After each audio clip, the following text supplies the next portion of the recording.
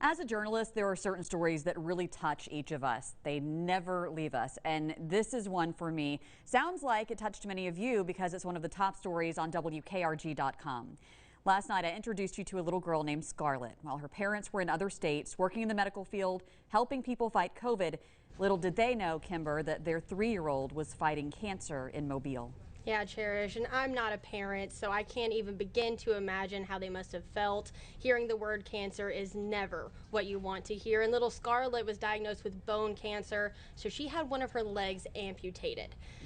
Scarlett suffered from osteosarcoma. It's also known as sports tumor. She started limping after telling her uncle, who she was staying with at the time, that her foot got stuck in a couch. And when the limping continued, her uncle took Scarlett to her pediatrician, and her family heard the one word no parent wants to hear: cancer. Her dad was working with COVID patients in Hawaii, her mom doing the same in Texas, and the parents dropped everything to fly home. Scarlett quickly went from a walker to a wheelchair, and doctors say osteosarcoma is pretty common, but not in children that young. The prognosis is good as long as the cancer doesn't spread to the lungs or multiple bones. In Scarlett's case, it's more chemotherapy and an indefinite stay at St. Jude. And we have a link to a GoFundMe for her family. You can find that on WKRG.com when you search Scarlett. It really is sad. Every time I watch it, I tear up. Absolutely. I hope we can get them some help, Cherish. Oh, yes. More headlines involving Symone Biles now. This time it's about her brother. An Ohio court acquitted Tevin Biles Thomas in a trial where he was charged for triple murder in 2018.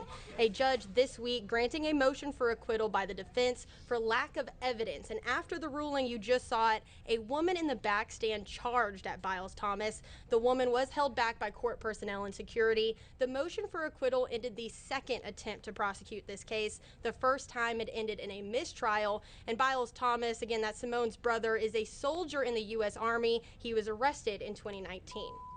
Some alarming news in Alabama now. According to the CDC data from 2019, Alabama ranks among the worst states in the country for sexually transmitted diseases such as chlamydia, gonorrhea, and syphilis. From the data, Alabama had more than 31,000 cases of chlamydia, the 8th highest rate among states. Alabama ranked the 3rd worst in the country for gonorrhea and ranked 15th for syphilis. Now, nationwide, there were more than 2.5 million cases of these 3 STDs, and the CDC says that is an all-time high for the 6th straight year. And this is something, of course, it's not new, Kimber, and there is a way to prevent this. Absolutely, Cherish. It's been said for years, the #1 way to prevent STDs is to use condoms. And I think the reason this story is trending is because it's an embarrassing thing for so many people to talk about. So what do? They turn to stories. But really, if you have concerns, please talk to your doctor. Absolutely. In this virtual world, you can talk to doctors on the phone now. That's right. Have you been paying more for local seafood? Folks in the industry say a staffing shortage is to blame. One oyster company in Bayou La Battery says the demand is high right now for fresh catch, but they don't have the manpower on the boats. The trickle-down effect is hitting people's wallets, some seeing prices double. While the seafood industry has seen it worse after natural disasters, they say the pandemic and more people going out could make things pretty bad come the late summer months. One more thing that is being blamed on the pandemic. Yeah, and I haven't tried to cook seafood in a pressure cooker, Cherish, but here's a story to read before you try it. Pressure cookers are the big thing right now, utilizing the power of pressure to cook food more quickly. But which one should you buy? How much should you spend on one? What can and can you not cook in a pressure cooker? This article from Best Reviews breaks it all down for you. And if you're in the market, they list the top 3 to buy right now. They are the Ninja Foodie 9-in-1 Deluxe, the Tefal, and the Instant Pot Duo, which is the 7-in-1 electric.